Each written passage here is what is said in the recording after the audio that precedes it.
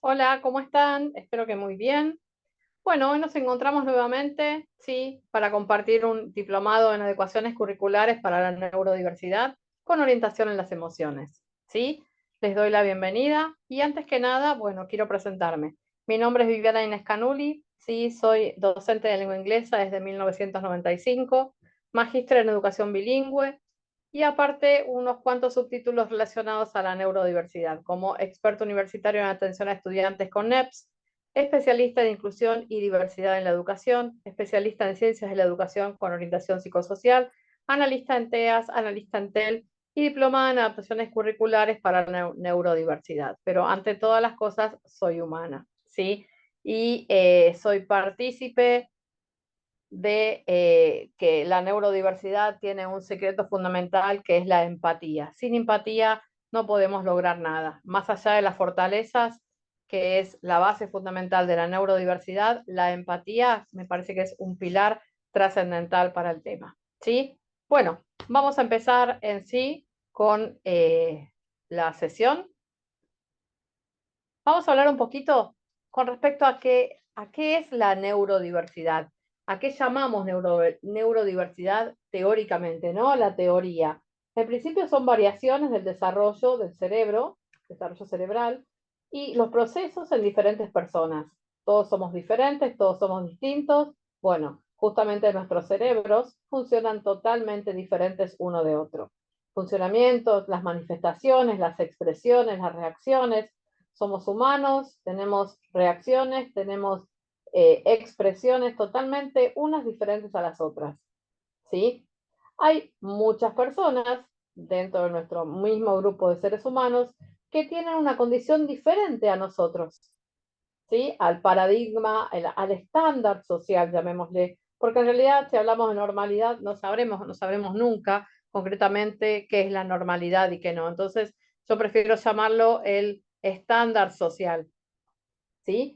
Bueno, está todo este tipo, este grupito de personitas que tienen, a ver, algún aspecto, algún trastorno, algo diferente a nosotros, ¿sí? Neurológicamente hablando, dentro del mundo de la neurodiversidad, ¿sí? Eh, las llamamos justamente personas neurodivergentes, que ahora vamos a charlar un poquito en cuanto a la diferencia entre la neurodiversidad y la neurodivergencia, porque si bien muchos las usamos, me incluyo, muchos años la he usado como algo, como una terminología exactamente igual y sin embargo no es igual, ¿sí? Entonces vamos a ver después un poquito las diferencias. Bueno, convengamos que cuando hablamos de neurodiversidad no hablamos de patologías, por lo tanto no hablamos de una discapacidad, ¿sí? El mundo neurodiverso está rodeado o llenito por personas que poseen trastornos, ¿sí? No discapacidades, sino son trastornos, déficit, pero no discapacidades, ¿ok? Eso es una aclaración fundamental porque muchas veces lleva también a la equivocación. No, porque no se considera la dislexia como una discapacidad, no, porque no es una discapacidad, es un trastorno, ¿sí?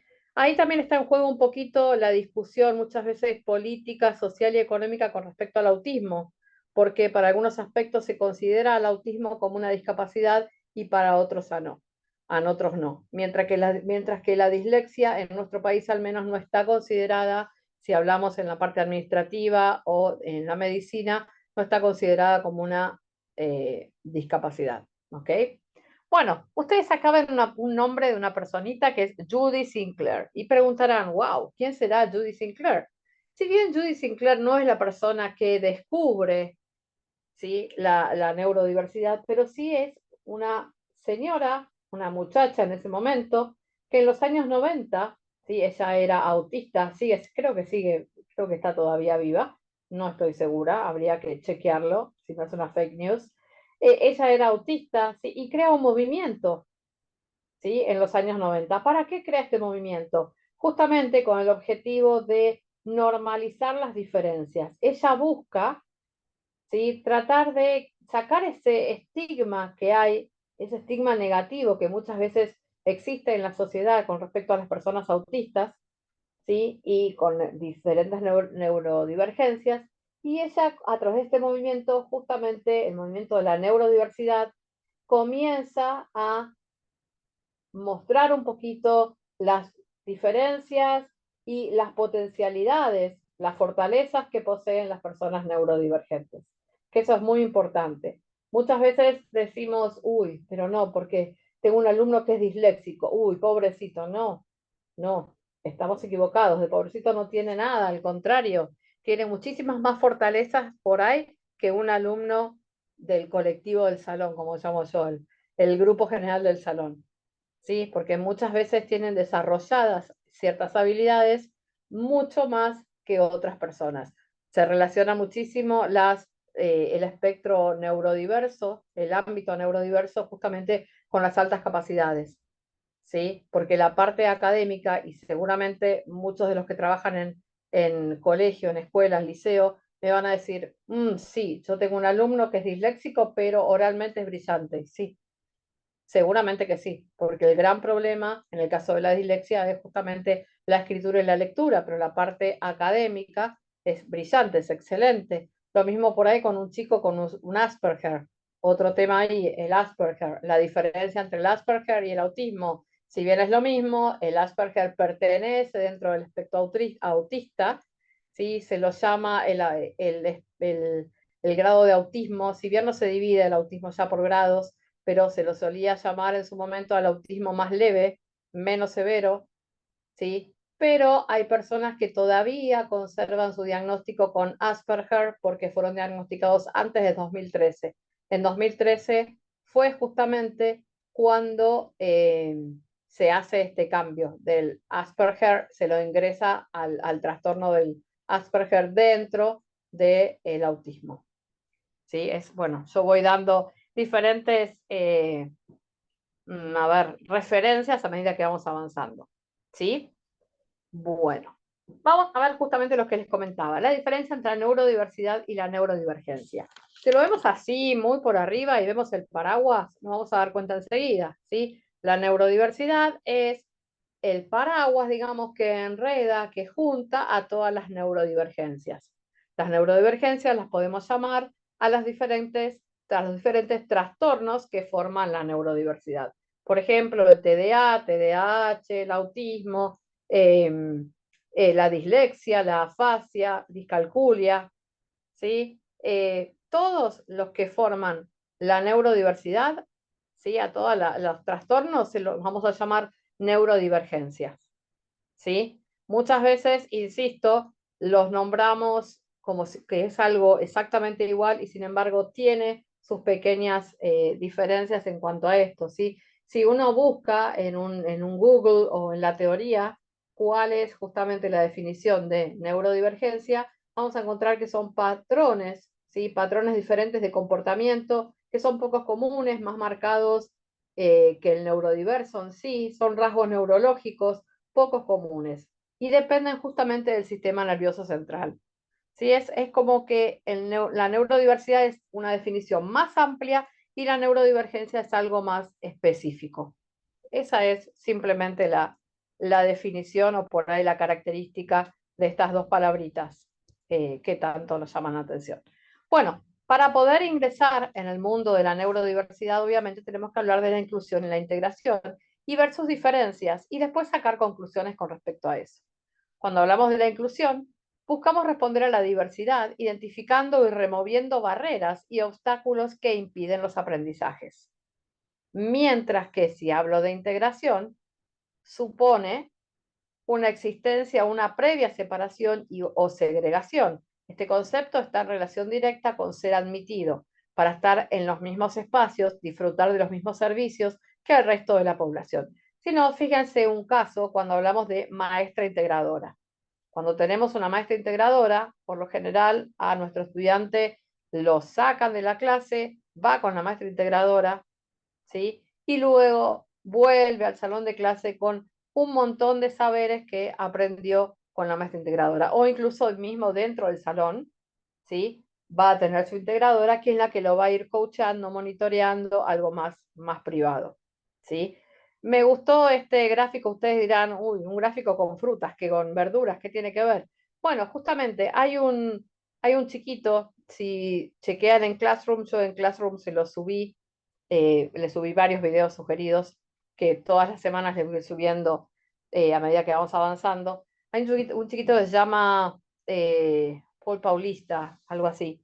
Sí, creo que se llama así. Es español, él está en Instagram, creo que también está en TikTok. Es un nene de 10 años que él sí está escribiendo un libro y él es autista y siempre cuenta que para él es una pera, que todos los niños de su edad son manzanas y él se considera una pera.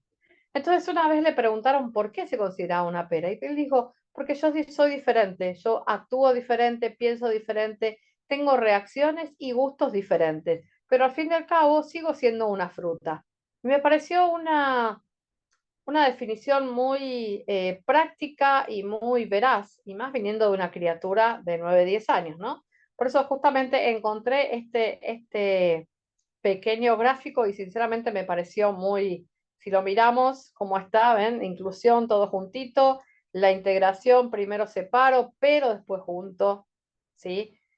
Y justamente todo lo que nos lleva a hablar de segregación y exclusión, ¿sí? Que son por ahí temas tabú muchas veces, pero tengamos en cuenta eso, que la integración supone muchas veces una separación o segregación, porque necesito segregar para volver a incluir, ¿sí? Fundamental. Bueno, según Marcelo Rocha, un muy conocido psicoeducador argentino, docente y psicoeducador argentino, la realidad es que no tendríamos que hablar de inclusión ni integración, sino de convivencia. ¿Por qué? Porque si aceptar al otro se torna una conducta inclusiva, entonces estamos introduciendo un concepto para que algo que debería ser natural de la especie humana, para algo que debería ser natural de la especie humana. Sí, porque de por sí todos vivimos juntos, todos convivimos, ¿sí? No deberíamos hacer bullying muchas veces, no deberíamos excluir, no deberíamos separar, sino simplemente aceptar, ¿sí? El secreto sería no trabajar con inclusión, no trabajar con integración, sino convivencia. Aprender a convivir los unos con los otros, aceptando nuestras diferencias. Vieron que muchas veces en los coles se hacen, ¿sí? Jornadas de convivencia. Bueno, justamente para eso. En cierto modo, muchas veces está el mal uso de la palabra inclusión o integración cuando hacemos las jornadas de convivencia, cuando en realidad la palabra justa sería convivencia, porque es aceptarnos, ¿sí? Aceptarse uno al otro. Acá se involucra mucho la parte emocional, ¿sí? En el tema de la convivencia. Vamos a ver más adelante, les voy a ir mostrando algunos tópicos diversos, diferentes, con respecto a cómo trabajar con la convivencia y la emoción en el aula, en especial con chicos neurodivergentes. ¿Sí? Pero la convivencia es fundamental dentro del aula, fuera del aula y sobre todo en la adolescencia, cómo está nuestra sociedad argentina hoy en día, y bueno, Uruguay igualmente, quizás en menor grado que la Argentina, pero es muy importante la convivencia y sobre todo en la parte del mundo neurodiverso. Bueno, sigamos. Vamos a hablar un poquito de la diversidad. ¿Qué son qué es la diversidad? Son necesidades educativas individuales, propias y específicas para poder acceder a las experiencias de aprendizaje cuya satisfacción requiere una atención pedagógica individualizada. Si vemos en la teoría, es re linda, hermosa la definición. El tema está, ¿y cómo lo sé? ¿Cómo hago? ¿Qué hago? ¿Qué? A ver, ¿para dónde me muevo? Convengamos que trabajamos, vivimos en una sociedad, en un sistema educativo que está bastante desfasado en el tiempo. Después yo les voy a compartir un par de videos que justamente hablan de ese tema.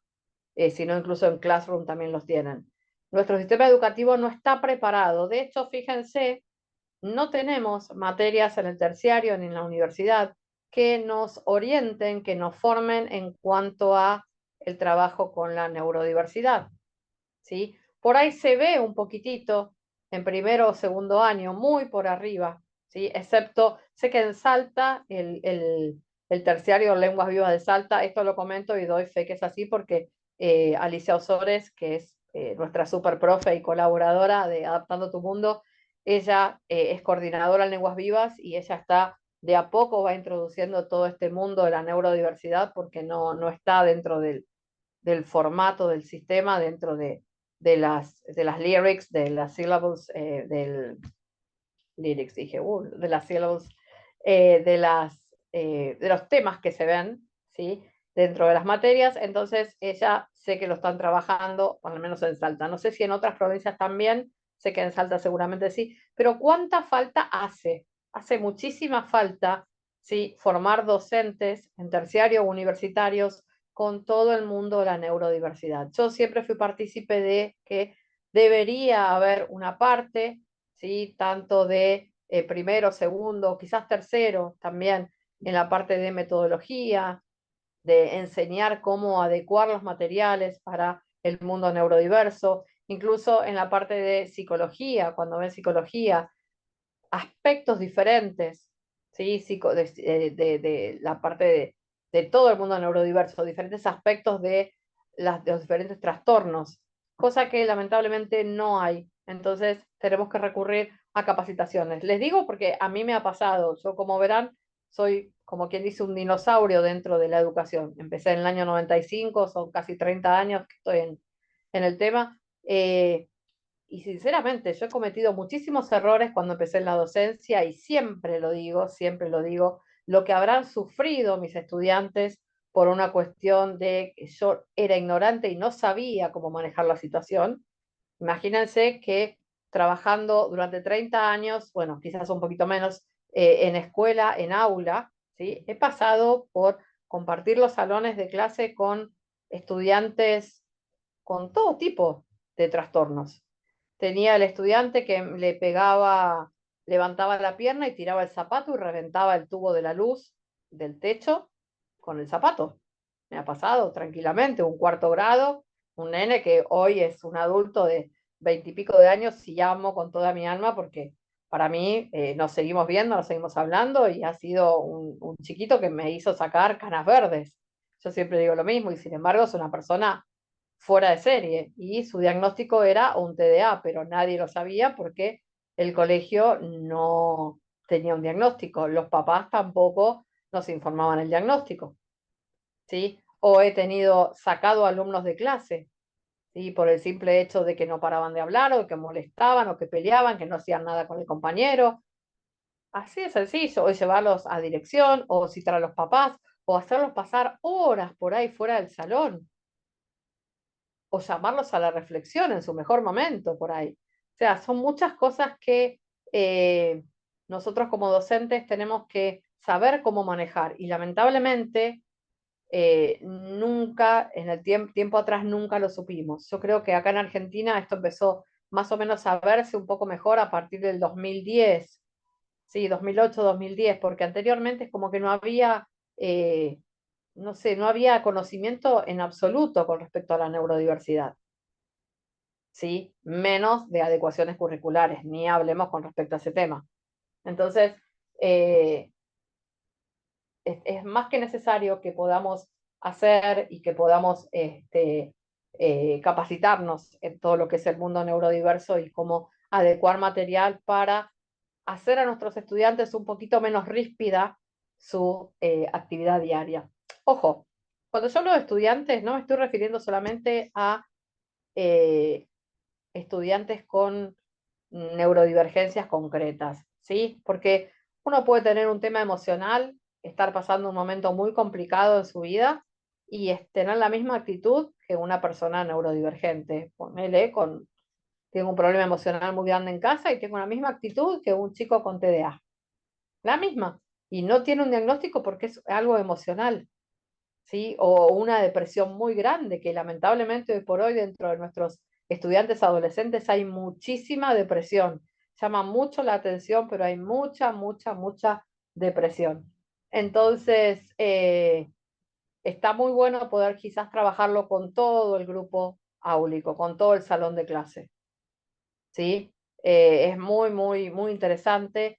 En la tercera sesión, la tercera clase va a contribuir, nos va a contar un poquito eh, con respecto al trabajo con toda la clase, ¿sí? De adecuaciones curriculares para toda la clase y introduciendo emociones. El profesor Luciano Terán, que él es nuestro profe colaborador también, de Adaptando tu Mundo, quizás es el mentor, porque fue quien con una charla de una tarde de verano, Buenos Aires-Tartagal, a través de Buenos Aires-Salta, a través de Zoom, ahí decidimos eh,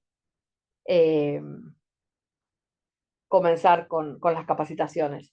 Y bueno, y él tiene mucha experiencia en el trabajo áulico con emociones y para todo el grupo del salón de clase. Ojo, yo siempre voy a lo mismo y yo sé que lleva mucho tiempo ponerse a preparar material, mucha energía, hay que leer mucho, sacar muchas ideas, compartir experiencias, que es muy importante eso, muy importante poder compartir experiencias porque aprendemos un montón, chicos, muchísimo. Por eso las últimas dos charlas, la clase 4 y la clase 5, van a ser totalmente interactivas. Vamos a compartir experiencias basadas en diferentes modelos que yo les voy a ir dando, ¿sí? Para que cada uno pueda experimentar, pueda contar cómo lo trabajaría, cómo lo trabaja incluso.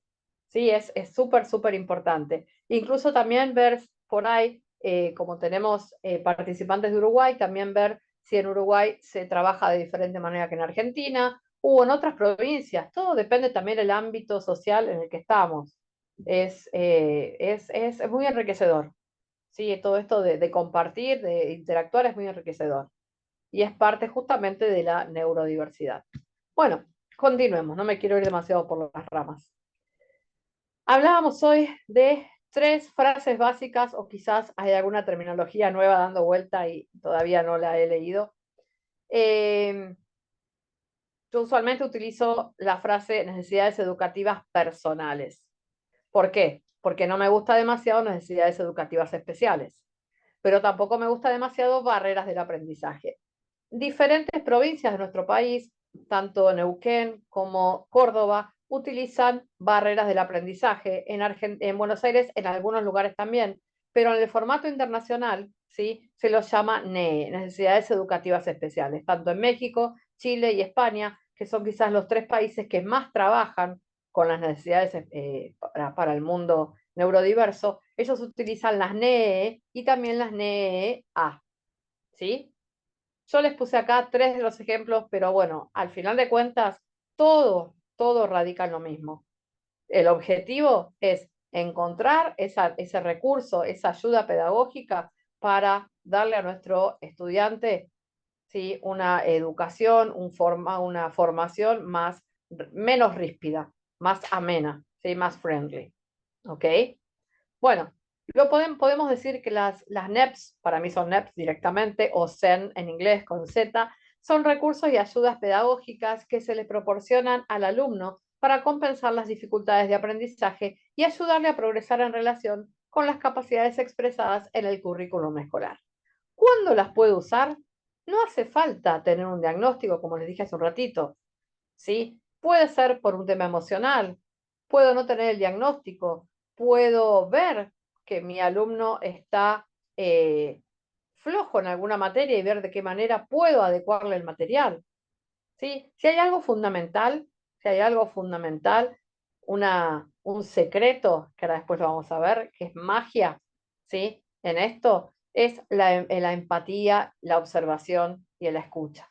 Hay 3 cosas que son súper importantes, chicos. Más allá de que toda la teoría nos pueda decir, en la práctica ustedes se van a dar cuenta que observando a un alumno, ¿sí? Poniéndose en lugar de ese estudiante, escuchando a ese estudiante, me voy a dar cuenta de la necesidad básica que tiene y de qué manera puedo manejar todo el tema de la adaptación curricular. ¿Por qué? Porque si yo tengo un estudiante, supónganse, ¿no?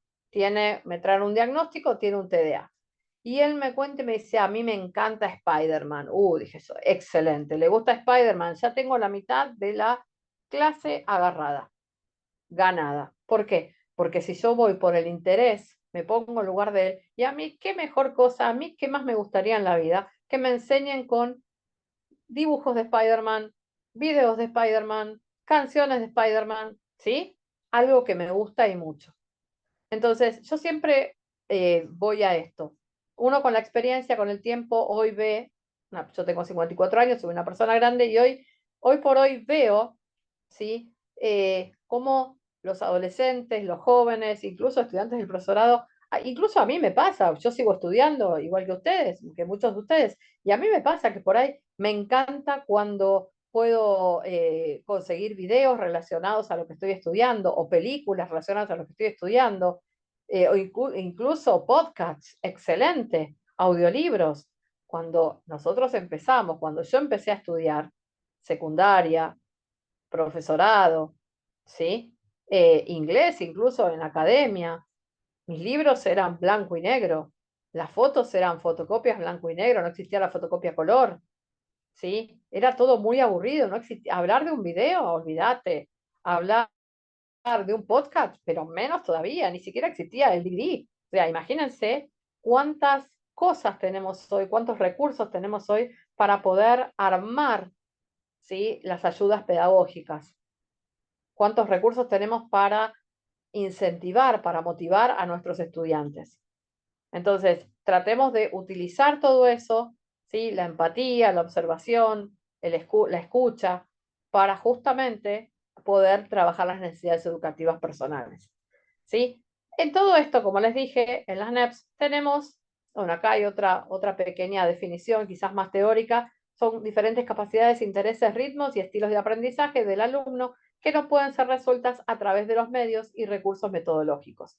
Habitualmente usa el docente, ¿sí? Entonces, si tengo todo esto, tengo diferentes capacidades, tengo un alumno que es diferente en su capacidad intelectual, tiene diferentes intereses al resto, tiene un ritmo mucho más lento por ahí, o por ahí mucho más rápido que el resto. Su estilo de aprendizaje es muy diferente.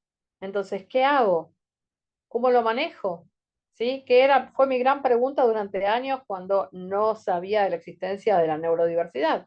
¿Qué hacemos? Recurrimos a justamente las NEPs. Las NEPs, como dijimos, son transitorias o permanentes. ¿Transitorias cuáles son? Por ejemplo, la dislexia, ¿sí?, discalculia, disgrafía, se presentan en la lectura, la escritura, las matemáticas o en el desarrollo del lenguaje. Generalmente están asociadas a la presencia de dificultades del aprendizaje, ¿sí? Las permanentes son, por lo general, las motoras. Pueden ser auditiva, visual o motora. Están asociadas a una discapacidad física o intelectual. ¿Ven? Acá volvemos a recaer en la diferencia entre el trastorno y la discapacidad. Las NEPs permanentes suponen discapacidades físicas o intelectuales. Eso los van a acompañar durante toda su vida. Mientras que las NEPs transitorias no es que los dejan de acompañar durante la vida, porque los déficits, los trastornos no tienen cura porque no son enfermedades, ¿sí? Pero se aprende a manejarlas, se aprende a convivir con ese trastorno, con ese déficit, ¿sí? Por eso está la diferencia entre transitorias y permanentes. ¿Está? Eso es quizás un toquecito. Bueno, acá tenemos un pequeño cuadrito con esto. Esperen que voy a correr acá la barrita que me está molestando. Vamos a tirarla hacia abajo, a ver si nos deja. Sí, ahí está. Bueno, tenemos un pequeño resumen de lo que hablamos, ¿ven? Tenemos, bueno, está sacado justamente de un libro español, de un sitio español, las NEE, Necesidades Educativas Especiales. Pueden ser permanentes o transitorias. Las permanentes, discapacidad auditiva, visual, disfasia severa, trastorno autista, deficiencia mental severa y multidéficit. ¿Por qué está incluido el trastorno autista dentro de la permanente? Porque se lo considera el trastorno del autista severo, ¿sí? Hoy, dentro de las clasificaciones, hay un montón, van a encontrar artículos, chicos, con un montón de teorías diferentes con respecto al autismo, porque, como yo siempre digo, cada maestrito tiene su librito, ¿sí? Algunos dicen que el autismo tiene una graduación de numérica, otros dicen que el autismo tiene una graduación según las fortalezas, otros que tiene una graduación según las debilidades. La realidad es que hay un montón, ¿sí?, de clasificaciones cuando no hay nada certero, ¿sí? Van a encontrar, por eso les digo, un montón de clasificaciones.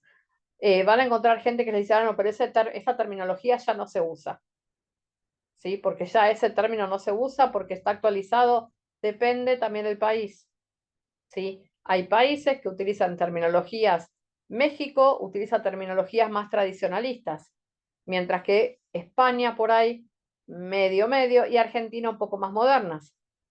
Entonces van a encontrar un poquito de todo, pero en España y en México todavía se considera al autismo como una necesidad educativa permanente. Por eso, si ustedes se fijan, ¿sí? Muchas personas que trabajan, los psicopedagogos, tenemos psicopedagogos acá en el grupo y ustedes lo saben bien, incluso maestros especiales, cuando van a tramitar el CUD, el sistema del certificado de discapacidad, se los dan por autistas y les figura como autistas, quizás no por Asperger. ¿Y por qué no es por Asperger? Porque el Asperger no está considerado en la parte administrativa como una necesidad educativa especial permanente, sino como algo transitorio, porque es un autismo muy leve.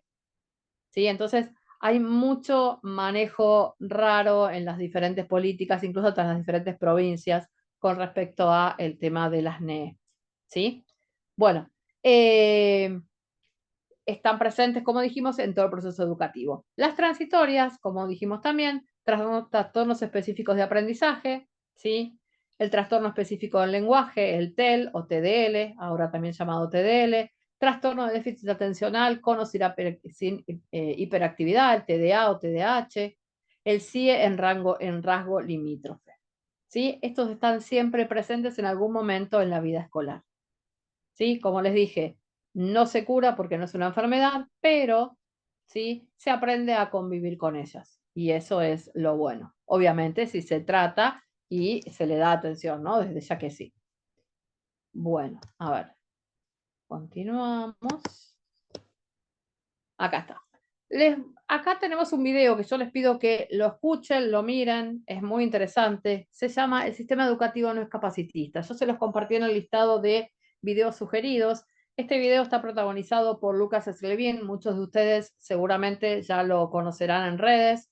Lucas fue en su momento fue furor en TikTok, pero después se hizo mucho más grande. De hecho, hace unas semanas atrás le hackearon su cuenta de TikTok, pagó y todo y nunca se la devolvieron. Así que ahora está a full con Instagram y con YouTube.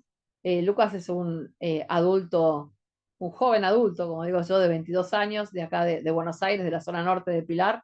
Es vecino mío. No vecino, vecino, pero bueno, está en la zona. Y Lucas es un chico que es disléxico, ¿sí? Su mamá también es disléxica, que de hecho se enteraron con el tiempo de que su mamá era disléxica a través de él, eh, con los diferentes estudios. Ahí tiene una prueba enorme, gigante, de que la dislexia puede ser por herencia, puede ser por traslado de los padres a los hijos, al igual que el autismo muchas veces. Si bien no se la considera como algo seguro, pero muchas veces se les pregunta a los papás en algunas instituciones si ellos tienen algún tipo de neurodivergencia, y si el papá te dice, sí, yo tengo dislexia o tengo TDA, bueno, se empieza a estudiar un poquito por ese lado, porque hay un 90% de posibilidades de que su hijo o hija haya heredado, ¿sí? Este trastorno. ¿Por qué digo, más que nada, nombré primero hijo y no hija? Porque está comprobado que el 95% de los casos, ¿sí? La dislexia está en los varones. ¿Sí? Suena muy machista por ahí, o muy feminista, no sé, como quieran llamarlo, pero está comprobado. ¿Sí? Hay un grado muy grande de dislexia en varones, mientras que en niñas es un poco bastante más bajo el grado de dislexia. Incluso cuando va en los varones va acompañado por un TDA. La dislexia está muy asociada al TDA, TDAH. ¿Sí? Bueno, entonces les sugiero que miren, que chequeen este video, es excelente. Y Lucas nos cuenta por qué el sistema educativo no es capacitista. En realidad es una ironía, porque sí, es muy complicado, ¿sí? Y él nos cuenta un poquito todas las vicisitudes que ha pasado, negativas, obviamente, que ha pasado durante su etapa escolar, tanto en la primaria como en secundaria. ¿Sí? De hecho, hasta en un momento la spoilea o la quema, como yo digo, a la maestra integradora, porque él dice, yo iba a primaria, me ponían la maestra integradora. ¿Y para qué me la ponían? Si la maestra integradora no me enseñaba, ella hacía mis tareas para que vieran que yo aprendía. Y yo no aprendía, hacía ella las tareas.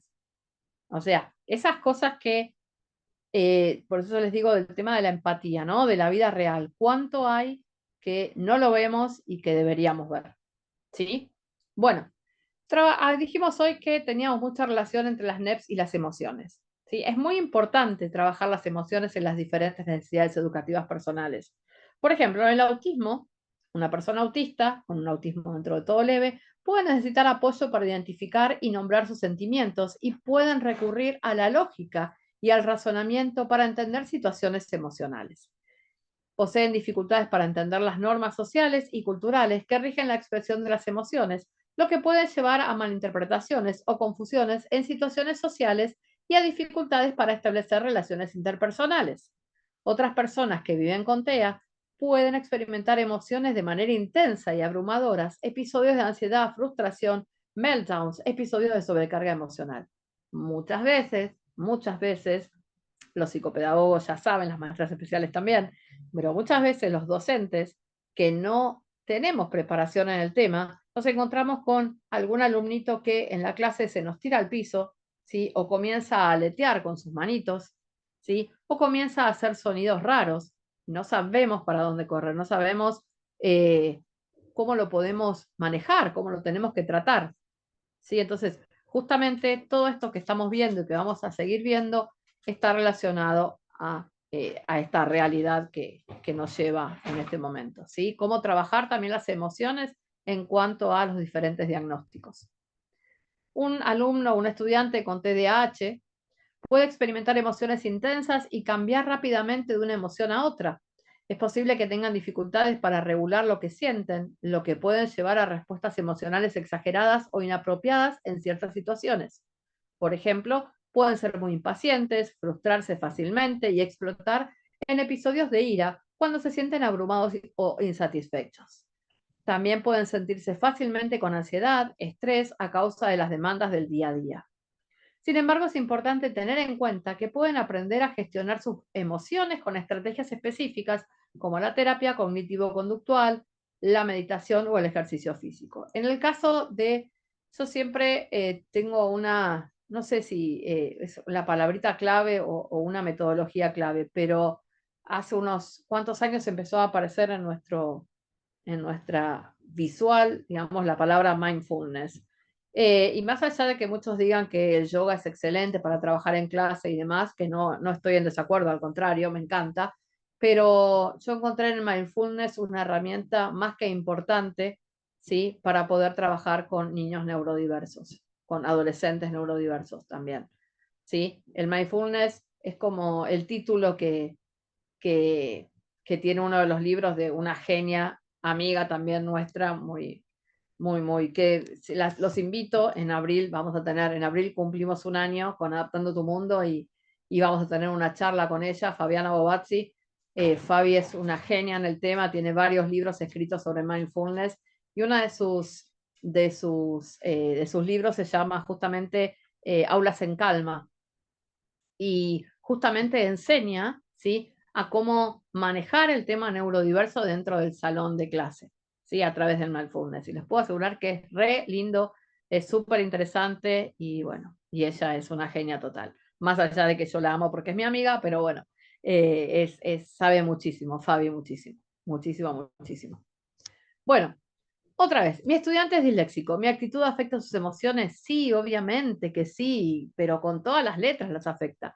Imagínense si a nosotros, como adultos, ¿sí? Muchas veces nos dicen cosas negativas y nos duele un montón. Imagínense a estudiantes neurodivergentes, ¿sí? Un chico disléxico, un chico con un TDA, que venga alguien y le diga, ay, sos un tonto, ay, te preparan las clases y así todo no aprendés, no te da la cabeza. Yo he escuchado por parte de docentes 1000 veces eso, 1000 veces. Es lamentable, pero bueno, son docentes que no, por ahí no están preparados o la ignorancia es tan grande que no saben cómo manejar la situación. Pero sí, yo los invito a ver este video, chequéenlo, es muy interesante, lo está protagonizado por justamente Lucas Slevin y un señor, un doctor, otro genio de la neurodiversidad, que es Gustavo Bichacra, él es el presidente de DISFAM Argentina, que es la Asociación Argentina para la Dislexia. Incluso él da charlas por instituciones, he visto hace unos días en su Instagram que está dando charlas en instituciones y es una persona muy generosa. Colabora con mucho material, comparte mucho material. Yo he tenido charlas con él y sinceramente es muy, muy generoso y sus palabras son espectaculares. Entonces, les sugiero, este video es todo lo que no tenemos que hacer, todo lo que no se debe hacer en un salón de clase ni con un alumno neurodivergente. Bueno, este video es justamente eso, todo lo que no hay que hacer. ¿Sí? Respuesta a la pregunta anterior. En este otro video, que también los invito para que lo vean, no, realmente no lo pongo, no lo reproduzco simplemente porque tardaríamos un montón de tiempo, pasaríamos mucho tiempo viendo videos y no es la idea, sino que el video lo tengan como material anexo, pero es interesante. Justamente en este video lo que vamos a ver es justamente eso, la respuesta a la pregunta anterior. ¿Sí? Acá, en este pequeño video, es una charla que Lucas tiene en un canal de televisión, creo que es en TN Bienestar que lo hizo, con un médico neurólogo muy importante, que no recuerdo el nombre en este momento, pero es muy conocido, y él le confiesa que en su vida, sí, sobre todo yendo al colegio, ha tenido 1000 veces la idea de sacarse la vida, de suicidarse, justamente por todo esto, porque no aprobaba las materias, porque se eh, proponía hacer las cosas y no podía, porque recibía maltrato por sus compañeros, maltrato por los docentes, su vida era una caca, así sinceramente lo dice. ¿Sí? Entonces, ahí está bueno que reflexionemos y que veamos. Chicos, a ver, yo les voy a ser muy sincera, yo viendo todos estos videos he llorado muchísimas veces, pero muchísimas veces, simplemente porque yo soy muy empática, siempre trato de ponerme del lado del otro, muchas veces por demás, pero bueno, lo hago. Y entonces decir, wow, cuánto mal le hice, qué mal que lo hice sentir, ¿por qué no le di la oportunidad? ¿Por qué no se me ocurrió antes? ¿Sí? Muchas veces me preguntan, Vivi, vos siendo profe de inglés, ¿por qué después de tantos años te metiste en el mundo de la neurodiversidad? Justamente por eso, porque yo veía que pasaban los años y si bien había trabajado en primaria, en jardín, en secundaria, en institutos, en terciario, y a veces no tenía respuesta para ciertos estudiantes, no sabía cómo explicarles las cosas o cómo darles el material porque veía que le explicaba de 3, 4 formas diferentes y no me entendían. Y no es que uno dice, ay, pobre, tiene algún problema intelectual. No, por ahí el pibe era brillante, era espectacular. Pero bueno, no, de la forma que yo le explicaba, no estaba dentro de su formato cerebral. Entonces, seguramente muchos de estos videos, les digo, los va a emocionar, sobre todo los que somos docentes hace muchos años, los va a emocionar y van a decir, wow, qué realidad, ¿no? Y ahí es donde lleva a jugar un poquito la empatía, que yo nombro tanto y que para mí es un secreto importantísimo. Pero bueno, más allá de eso, los invito, chequen estos 3 videos que son excelentes. Para todo esto que estamos hablando ahora, tenemos un secreto y es la magia. La magia la forma el DUA, el diseño universal para el aprendizaje. ¿Por qué? Porque el DUA es todo, es un todo.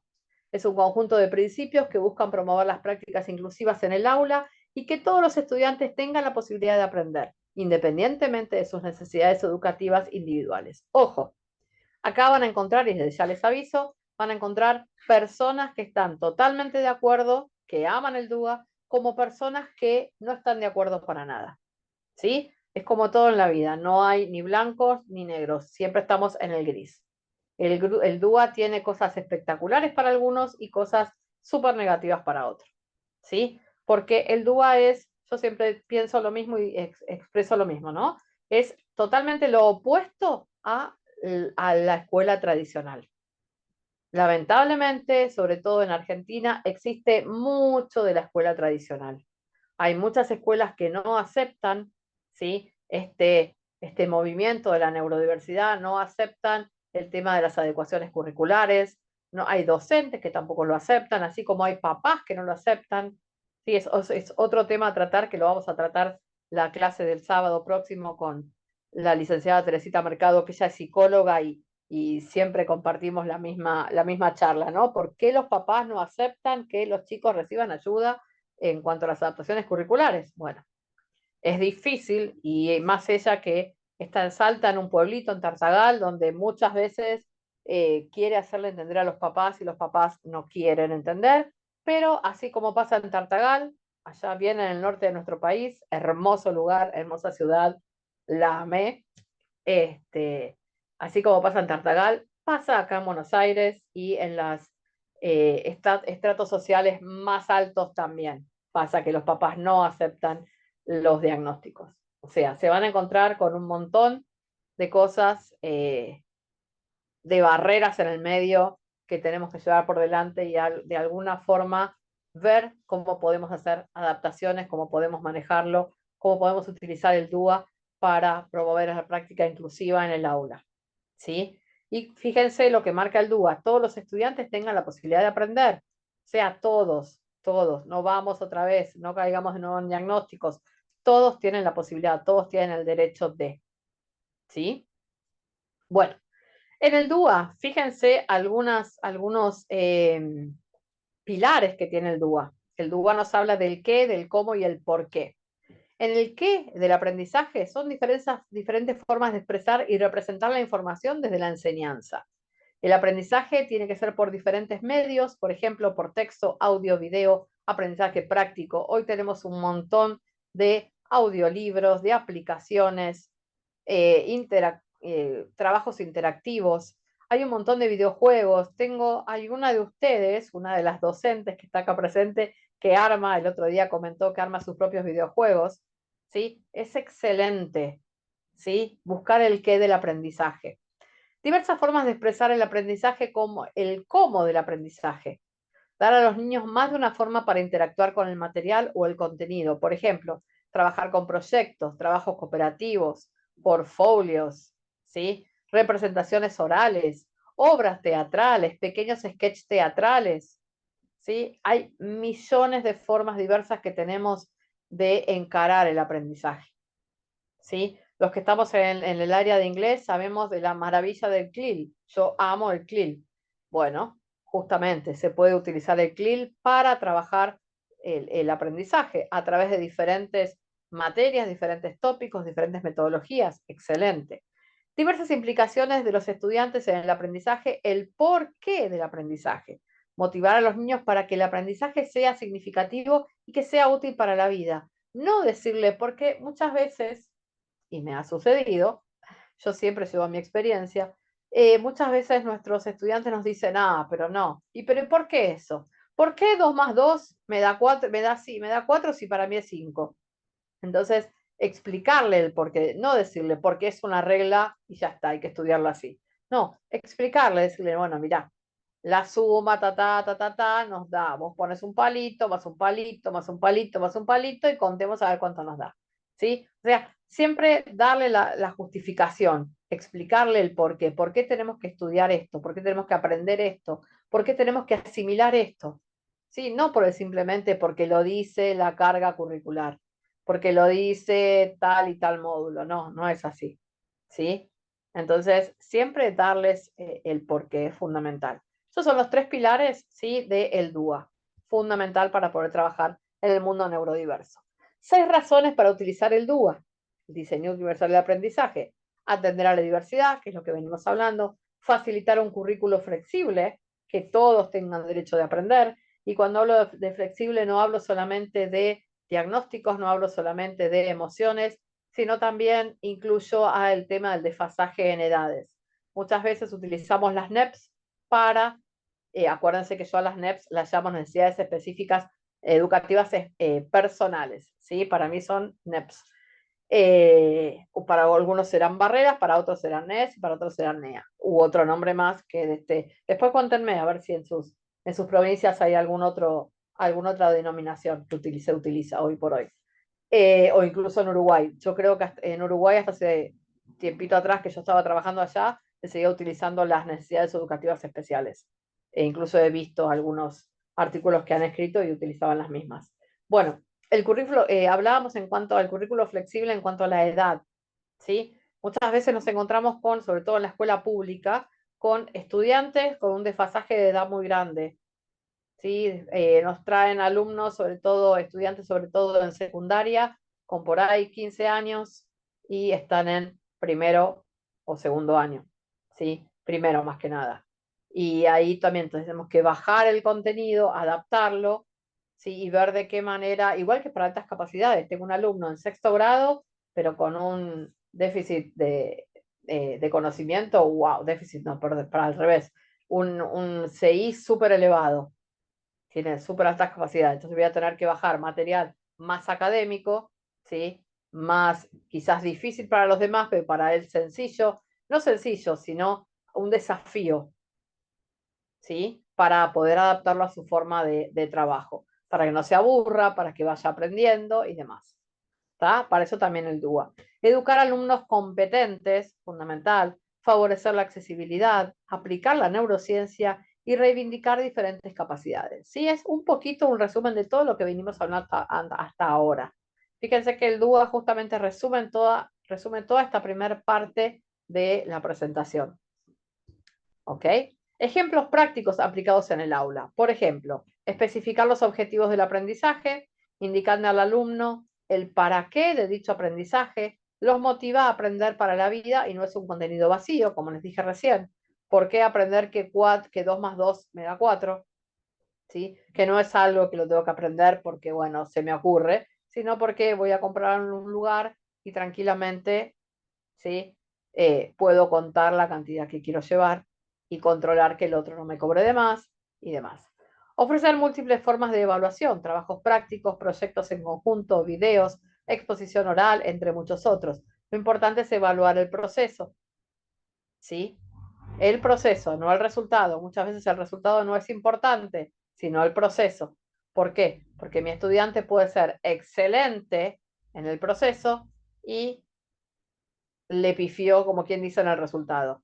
Entonces, lo importante es evaluar el proceso. Él sabe cómo hacerlo, pero por ahí contó mal, ¿sí? No levantó un dedo, o por ahí le comió en inglés, se comió la S del pasado, del presente perfecto, del presente simple. Entonces, son pequeñas cositas, ¿sí? Que llaman la atención y están buenas a tener. Crear espacios de trabajo flexible, trabajos individuales como grupales, ofrecer contenido a través de las TICs. Materiales deben ser accesibles para todo tipo de estudiantes, libros impresos, digitales, textos de voz, audiolibros, videos con subtítulos.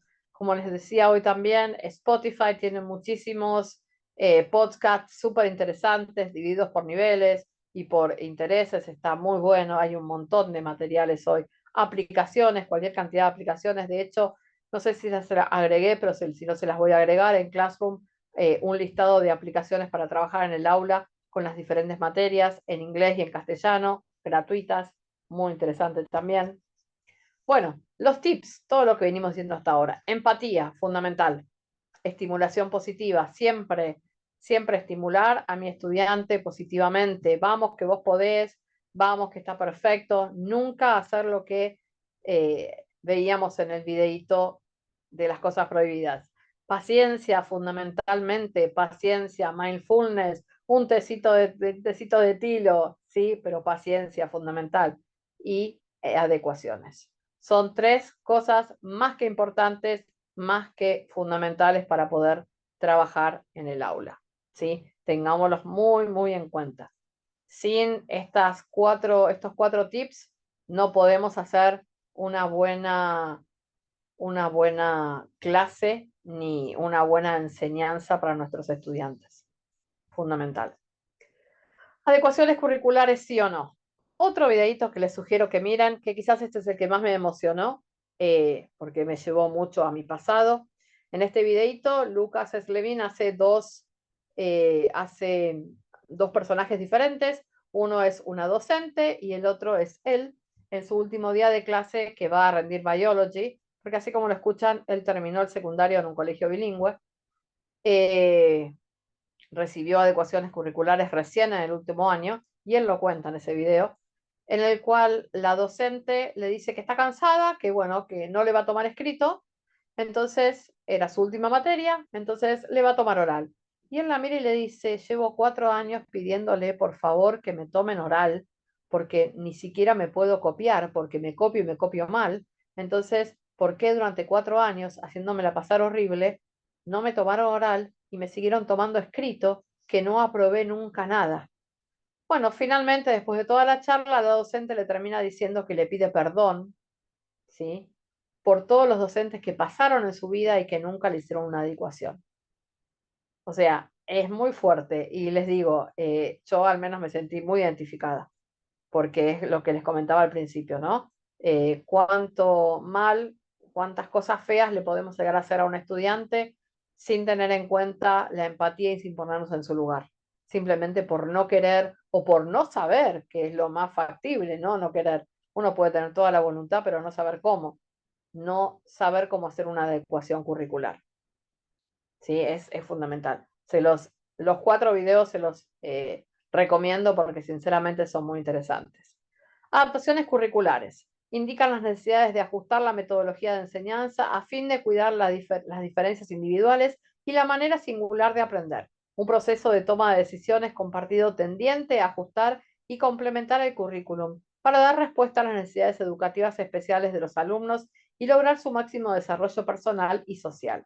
Esto sería un poquito de la teoría. ¿Qué es una adaptación curricular? Una adecuación curricular. Van a encontrar también un montón de frases para esta denominación, un montón de denominaciones diferentes para, al final de cuentas, el mismo objetivo, adaptar el material para nuestros estudiantes. ¿Sí? Se trata de construir un currículum a la medida del alumno, tomando decisiones respecto a qué tiene que aprender y con qué secuencia, cómo hay que enseñarle, cuáles van a ser los criterios para evaluar sus avances y cómo hay que evaluarlo. ¿Sí? Simplemente para eso. Simplemente, y miren, una simple definición, cuánta riqueza lleva por dentro. Pero acuérdense, la van a encontrar como adecuaciones, adaptaciones, necesidades, un montón de definiciones diferentes, ¿sí? Sobre todo en Argentina. En Chile, en México y en España se utilizan adaptaciones curriculares. En Uruguay incluso que también, creo que también. Pero acá en Argentina, bueno, parece que a los diferentes eh, ministros de diferentes secretarios educativos les gusta cambiar el nombre de los contenidos. Bueno, las adaptaciones curriculares no se limitan solo a los alumnos que presentan algún tipo de discapacidad, sino que pueden requerirlas otros muchos que por sus condiciones de desarrollo personal y de la respuesta educativa presentan dificultades de aprendizaje o desfasajes en relación con el currículum que le corresponde por edad. ¿Ven? Todo lo que les comenté hasta ahora. Puedo tener un diagnóstico, como no, puedo tener una situación emocional, como no, puedo tener un alumno con mucho más edad de la que debería tener, o puedo tener un alumno con mucho menos edad, pero como tiene altas capacidades, está en un salón, en un grado más alto. ¿Sí? O sea, es un poquito todo el resumen de lo que venimos viendo hasta ahora. Tipo de adaptaciones curriculares, que es lo que vamos a ver la clase próxima ya de raíz. Tenemos las de acceso y las curriculares en sí. Las de acceso son modificaciones edilicias y de mobiliarios. ¿Ven? Por algo está el dibujito arriba. Provisión de ayuda y o materiales didácticos específicos. Instrumentación de comunicación de lengua estándar. Para DEA y discapacidad sensorial y motora. ¿Sí? Las de acceso son todo lo que sea edilicio, todo lo que sea material físico. ¿Ok? Yo les voy a mostrar la clase que viene algunos juegos que yo utilizo, que me provee la gente de QSL, que en realidad son de Celebrating Learning de Gonzalo Rossetti, pero a mí me los provee directamente QSL y son excelentes para trabajar, son en inglés, así que atento a los profes de inglés, también tienen en castellano, pero son excelentes para trabajar el tema de las emociones dentro de la neurodiversidad y también del colectivo del salón, es excelente. También los dedos, los títeres de dedo, que también me los provee otra amiga de Bariloche, también, que son excelentes para trabajar todo lo que es adecuaciones curriculares. Y obviamente el más conocido de todos, que son los cubos, ¿sí? Los cubos de colores, que a mí también me los provee Seisiger Resources, que es nuestro sponsor, tanto National Geographic como Seisiger Resources, fue los primeros que nos dijeron, Vivi, te seguimos, Vivi, vamos, te acompañamos. Bueno, nuestros primeros acompañantes, así que también los cubos son excelentes para trabajar, y lo vamos a ver todas las clases que sigan, ¿sí? Bueno, adaptaciones curriculares, modificaciones que se dan en la programación, en la programación curricular común, es un continuo. Adaptaciones pueden ser no significativas en las acciones habituales, y las adaptaciones significativas, que son modificaciones sustanciales, contenidos, metodologías y evaluación, ¿sí? Fíjense que muchas veces recibimos alumnos que nos traen, sea en la escuela pública o en la privada, nos dice el texto adjunto en la observación o el diagnóstico, ¿sí?, del año anterior, exonera la materia. Bueno, exonera es un término muy que se usa en Uruguay, acá en Argentina no se utiliza tanto, pero bueno, me gusta el término, por eso lo uso. Exonera la materia por tal y tal diagnóstico. O sea, directamente se le sacó la materia inglés, en el caso de inglés o de educación física u otra materia, ¿sí?, porque tiene un diagnóstico. ¿Sí? Entonces, ¿qué hace la adaptación curricular? No, no se la saques. Puedes utilizar esa misma materia, pero con otro formato, otra metodología, llegar de una manera diferente. Muchas veces hay instituciones que integran diferentes materias para chicos con adaptaciones, justamente utilizando el DUA, ¿sí? Y así reciben también el conocimiento. En cierta forma, fíjense, porque eso decía lo del tema del DUA, porque muchos papás toman el DUA como negativo porque lo toman como una exclusión. Están sacando a mi hijo del conocimiento típico del salón, ¿sí?, el conocimiento estándar del salón. Tiene sus diferentes puntos de vista, ¿sí?, pero bueno, puede ser tomado por ese lado también. ¿Ok? Aspectos que pueden ser adaptados: procesos de adaptación, formulación de adaptaciones, implementación de la C, seguimiento y evaluación de la C. ¿Sí? Esto ya es más pedagógico. El seguimiento de la evaluación lo trabaja más la psicopedagoga, la psicóloga. Acuérdense de algo fundamental y ténganlo muy en cuenta. Todo el tema de la neurodiversidad, todo el tema de las adecuaciones curriculares, no se pueden hacer uno de a uno. Es un trabajo de hormiga y trabajo en conjunto. En la neurodiversidad, si no se trabaja en conjunto, no se puede trabajar. Es un trabajo que no tiene demasiado sentido. Necesitamos trabajar el docente, el directivo de la institución, los tutores de los alumnos, de los estudiantes, la psicopedagoga, el psicólogo, si tiene maestra especial, la maestra especial, ¿sí?, si tiene neurólogo, el neurólogo. O sea, es un tema de todos, no es trabajar por separado. Yo puedo poner la mejor actitud, la mejor onda y adaptarle material a mi alumno, pero por ahí la mamá vio que el material era diferente a los demás y va a venir a hacerlo al colegio. Por ahí el directivo no está de acuerdo, porque como les digo, por más que nos duela, hay muchas instituciones que no están de acuerdo con las adaptaciones curriculares, que siguen con el tema del tradicionalismo, que siguen con la tradición de la escuela de años atrás. Entonces podemos llegar a tener problemas. He conocido docentes que se han quedado sin trabajo por adaptar el material de sus alumnos, lamentablemente, porque la escuela no estaba de acuerdo con eso. La escuela lo tomaba como una, no sé si discriminación, pero sí no inclusión, ¿sí? Eh, Hay muchos, entonces tenemos que tener mucho cuidado. Por eso yo insisto, es un trabajo entre todos, ponernos de acuerdo entre todos. Es la única manera. ¿Por qué los papás? Y porque los papás nos pueden dar un montón de tips para poder trabajar. Mira, no le gusta esto y sí, le encanta esto, y bueno, y yo puedo adaptar un montón de cosas con el material o con las referencias que el papá me da. ¿Por qué la psicopedagoga? Porque me va a ayudar muchas veces. La psicopedagoga por ahí ya lo conoce y me puede ayudar muchas veces a ver cómo puedo adaptar ese material. ¿Sí? Les estoy hablando a los docentes, a los psicopedagogos no, porque ya lo saben.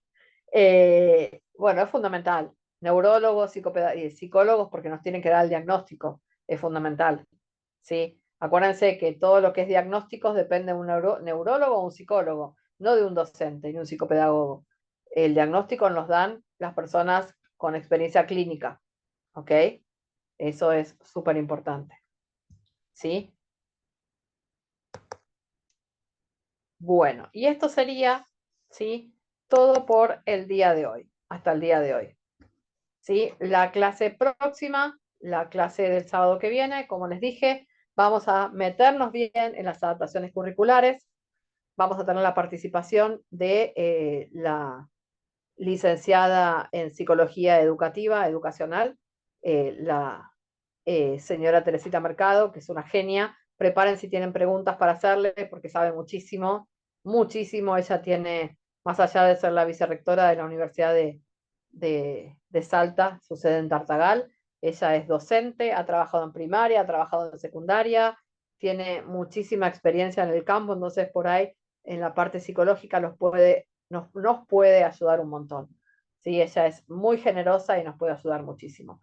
Como les dije, esto va a ser la clase que viene, vamos a empezar con algunos tips de las adaptaciones. Seguramente nos va a quedar corto porque Tere sabe mucho y va a compartir mucho. Entonces, la tercera clase, que va a ser el otro sábado, ya en el mes de marzo, ya vamos a ver, estar ahí por empezar las clases, vamos a compartir con Luciano Terán, él nos va a contar un poquito con respecto a las emociones en el aula, cómo las trabaja en el aula y cómo trabaja adaptaciones en general dentro del aula. Y ya después, como les dije, las últimas dos clases, herramientas y interacción entre todos con respecto a, yo les voy a entregar casos típicos, ¿sí? Para que ustedes vean cómo los vamos adaptando, los vamos haciendo. Y como proyecto final, la última clase, que creo que es el 19, algo así, de marzo, no recuerdo bien, creo que es el tercer sábado de marzo, ahí ya vamos a hacer el proyecto final, que cada uno me va a hacer entrega de su proyecto, que si bien no es algo evaluativo, sino que cada uno va a ser consciente de cómo lo armó y de cómo le parece, cómo haría según los diferentes diagnósticos. Cada uno va a tener un trabajo distinto, una actividad diferente y cómo según su punto de vista o según lo que asimiló de la capacitación, lo puede modificar. ¿Ok? Bueno, chicos, muchísimas gracias por estar presentes el día de hoy. ¿Sí? Les agradezco mucho. Esto queda grabado, queda subido al Classroom, acuérdense, hasta el 1 de abril. ¿Ok? Así que nos vamos a estar viendo el sábado que viene. Y bueno, nada, que tengan una muy linda semana. Bye bye.